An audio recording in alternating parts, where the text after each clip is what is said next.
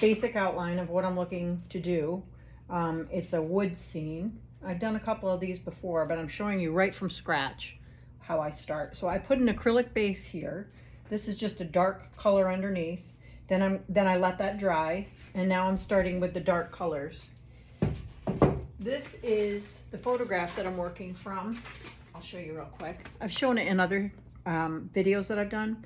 So basically what I want to do is just get a rough outline of darks and light colors. Now I like to use a lot of colors. A lot of times when people do a substrate or an underpainting, they like to use just one value of, say, amber.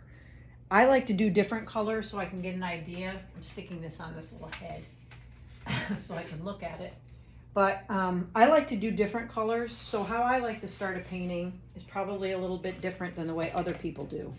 So basically I just have a palette set out, and I use leftover cardboard because it's cheap, and you know, everything comes in boxes today from shipping. So I just cut up the boxes and use that for my palettes. I usually make like a little triangular cut right here. So if I need to, I can hold it, but in this case, I don't need to. And then this is the canvas that I started. This is kind of a weird angle that I'm doing this at, but it was the only way I could show this. So I basically have 2 coats of acrylic paint on here, and now I'm gonna go with the 3rd coat. I'm gonna basically look at my photograph, and all I'm doing now, I'm not gonna get worried about too many things. I'm gonna think about 2 things actually: composition and color. So in the picture, there's light areas, then these are darker areas. This is more of a yellowy area. So basically what I wanna do is just do an outline. Maybe I should hold this just a little bit. Oh, you can't see it like that either. Anyway, hopefully you can see some of this. Let me move this camera over so I got a little closer. So I'm basically trying to find just the light and dark areas. This is my tree, and I'm just naming it because you'll be able to follow. I've got some dark areas over on that left side right here. Oh, you can see it, okay. And it wasn't big enough, so I wanted to make it just slightly bigger. I'm not worrying right now about too much other than darks, lights, and the overall composition. Now there's a lot of trees in this picture, and just because I'm working from a picture, I don't need to do a photorealistic picture. I'm just trying to capture an essence of the woods and what I'm doing. This one has 2 pieces here, and I want to use just a contrast. And the good thing with acrylic paint is I'm just going to do a basic wash. Right now I'm deciding, okay, that's a dark area. These are dark areas, right?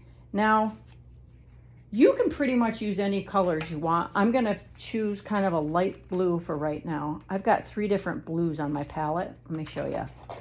So I've got 3 different blues. I'm going to use them as values in the sky, but I'm going to decide right now: very, very light, light, and then just medium light. So I can see right here, there's brighter areas of kind of this beaming white light that comes through. So I'm just going to kind of decide that this is more of a medium tone. I like to pick whatever color on the background that I'm doing, and kind of work that in a little bit. It's hard to see right now because I got a little bit of a reflection. But notice I'm not putting solid colors down. And even if I do, the good thing with acrylic, I'm just going to kind of wing this. I see there's a lot of light areas over here, and I'm not getting caught up in, oh, you know, nothing's perfect here. I'm just kind of getting an idea what, I got some light areas here. There's a little bit of an orange here in the picture that I kind of want to pull up on. I've actually worked from this photograph quite a few times, kind of working as I'm going along. I also love different colors in trying to pick too many colors. I like to usually use, when I'm doing the trees, I like to use a darker color. Like this is not enough of a contrast. So I'm gonna change my plan here. I'm gonna go back over this just a little bit. But I still know where the sky kind of peeps through, right? Because I've got these much later areas. But that black, since I'm using black and brown for the trees, it's throwing me off a little bit. And this is not dark enough. And this tree kind of comes at an angle a little bit. And I'm not getting caught right now. I'm basically just trying to figure out a basic composition. If you ever noticed in the woods, I mean, you see all of these things behind here, but you can kind of decide as the artist what you want in and what you don't. I kind of like these areas where there's sort of trees sort of floating in the distance in the back, and then the branches, you know that they're there because your brain tells you that the trunks are there.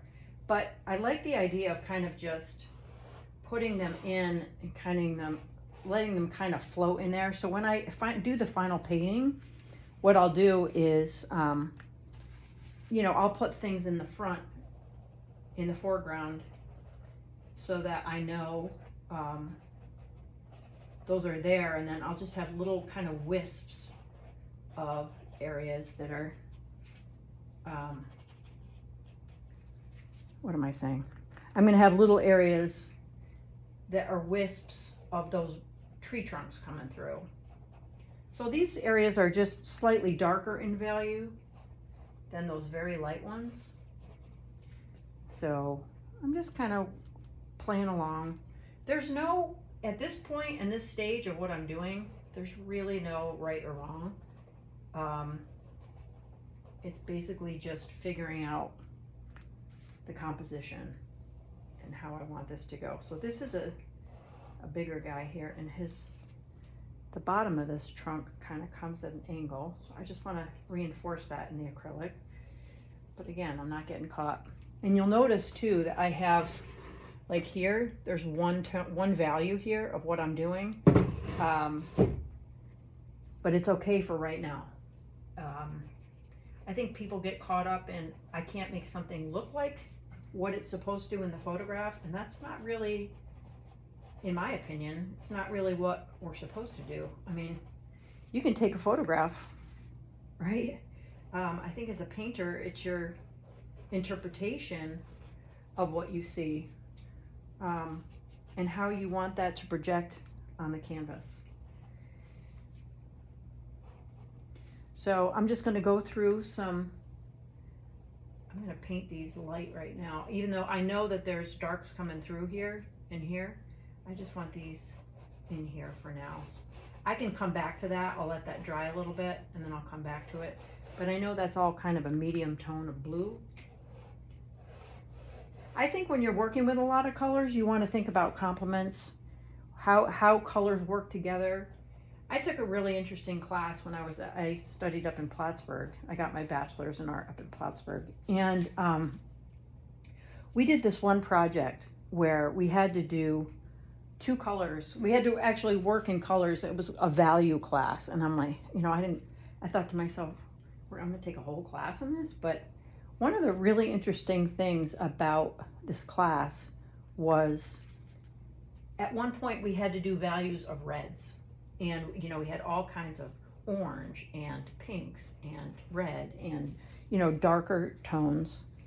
And we took, at one point, he made us put 2 colors together. One was orange and one was pink, and you had them separated. And then we put them together, and they were the exact same color. Now, your brain told you that they were 2 different colors, right? When they were separated. And then when they were together, they were the exact same value. And the interesting part about that is when you work colors together, there's a nice light area right in here. That's why I just put that light area there. I'm thinking and talking at the same time, which sometimes is not so great for me. Anyway, it's just interesting how when you put colors together, and this is kind of just coming together right now. Usually I use like blues and dark browns and ochre, yellow ochres in the trees. And then I'll use kind of these light pale pinks in the front so that there's this huge contrast between the two. And I always want to make it feel like you can fall into the painting. Even if I screw this up, even if I Usually what I'll do is I'll take a break after I'm done with this. I'll let this dry because it only takes about maybe 40 minutes to an hour. You know, I'll walk the dogs or something, or do a load of laundry. And one of the things I really like is to come back to it. I guess after doing it for such a long time, you stop worrying about, I guess you stop worrying about if it's going to be okay, because it always is. No matter what happens, it's going to be okay. With acrylic and oil, you know, they tend to be very forgiving in terms of, even if you mess up. If I mess this thing up completely, I'll just take some gesso tomorrow. I'll take some gesso and I'll go over it again. And you know, that's the beautiful part of painting. Now this down here, I don't know if you can see it. Can you? No. Move it a little closer. Oh, wrong way. This little part right here. This little part here, it kind of shows a lot of violet areas in it. So I'm not gonna get caught up in that, but I do have some blue and red, so I'll make some violet, and I'll make that really light because I want to show that over here. Now, I always do this acrylic undercoating, and in the beginning when I first started painting, I didn't. I was a little bit lazy, and I said, I don't need to really do the undercoating, and you know, it's not that big a deal. Let me tell you why I highly recommend doing that at this point in the game.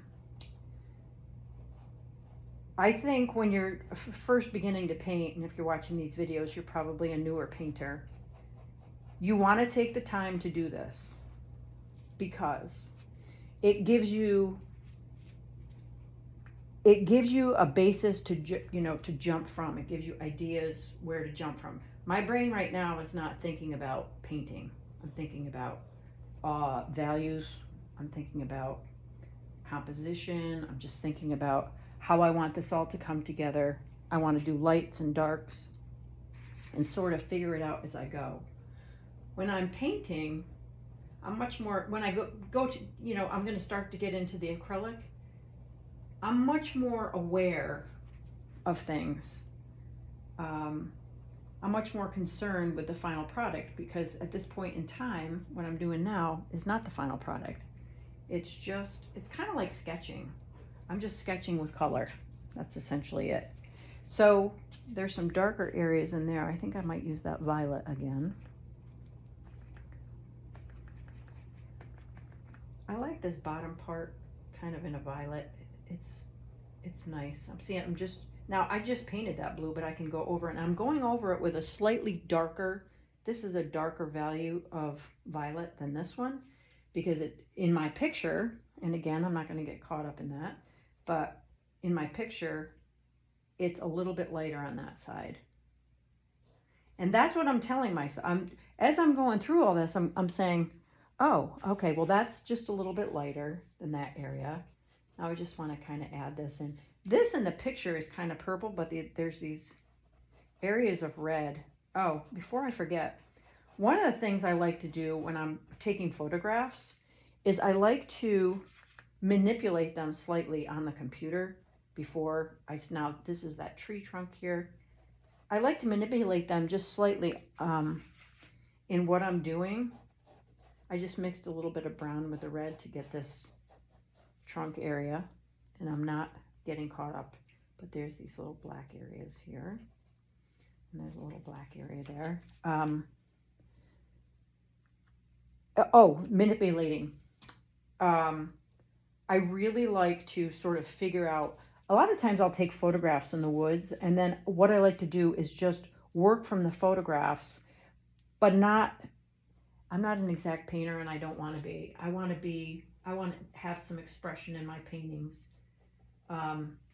So like with this photograph that I'm working on, I actually manipulated it more with these violets so that I could see the violet. A lot of times in the picture, all you see is green, but when you manipulate it a little bit on the computer, when you're starting, and work from a photograph, now it's telling me there's areas of violet in here. There's little areas of red. There's little areas of amber and ochre in here that I can look at, and it gives me ideas for how to proceed. And that's the part I really like. I really like the manipulating on the computer, and you kind of get an idea. Now I'm going to just do a high contrast color here so I can see. You might think I'm crazy right now. And I was using this for my sky, but I'm doing this now just to show that this is the tree. This is the tree, and it's a high contrast so I see it. There's a little bit of a shadow behind here. I'm gonna copy a little bit. There's some dark areas in here. And yeah, when you manipulate the photographs on the computer, you really start to get to see different things going on. And it's a way to kind of, I like working with a lot of color. People get intimidated by color, but I guess I see a lot of things in color, and I like that ability, I guess, to manipulate it. Let's see where we are here. That's basically how I start, where I start. I need a little more dark in here. There's some dark areas here. There's some red over here. But this undercoating, which was kind of a dark plum brown, I'm going to leave some of that because in the end, I know I'm going to be able to use some of that. And that's another reason I like to do a contrasting color in here. I'm just giving myself sort of a template to work from. There's all these little guys in here. And notice I'm not doing every single section of those because I want just sort of this light feeling. This guy really has a lot of orange in it. I just want the feeling of that tree. I don't even know if I'm going to end up keeping it. This is getting to be a little busy right now for me. So when I start to work in the oil paint, we eliminate some of this stuff. Now I used a darker red there, but this tone right here is slightly lighter, this value. Now notice here, it has very light there, so I'm gonna just really emphasize that light. This is real light. And down here is very light. I use just a slightly contrasting color to this. When you're working like this, what you need to do is you need to think about shapes. Like there's a little kind of triangle right here. I'm not being exact. I'm not kind of, getting all worried about, oh, it just doesn't look like that. It doesn't have to. It has to look how I want it to look. Maybe that's just confidence after years of doing this. But don't get intimidated by this stuff. It's basic shapes. I'm just looking at shapes, just different areas and shapes. I think this needs a little bit over here. I need some dark colors. There's a lot of dark over here, which I didn't even touch at all. Everybody paints differently. Everybody has their own style. Everybody figures it out their own way. And I'm just going to emphasize this a little bit more because it did not come out. Don't get caught up too much in the way other people do it. You figure out your own way and it works for you. And again, that takes kind of a little while to figure that out, but it does figure itself out. What works for you and what doesn't. How you like to work a certain way. I like to work with a lot of color. You might look at this and say, God, this woman is a complete slob. I am a little messy, but I'm not getting worried about stuff right now. I'm just not even thinking really. I'm just sort of having some fun what I'm doing. Now it's starting to take shape just a little bit, but I basically have my composition now, what I'm doing. One of the bad things about acrylic paint is you can't kind of put it back in the tube or do anything with it once you're sort of established. There's another thing I was going to tell you. See, you reminded me. Acrylic paint. When I do this undercoating, I'm using seriously cheap paint. This is not something that you have to buy the expensive paint for. I use oil paints. I use Winsor Newton. I use Gamblin paint. I buy most of my stuff from Dick Blick.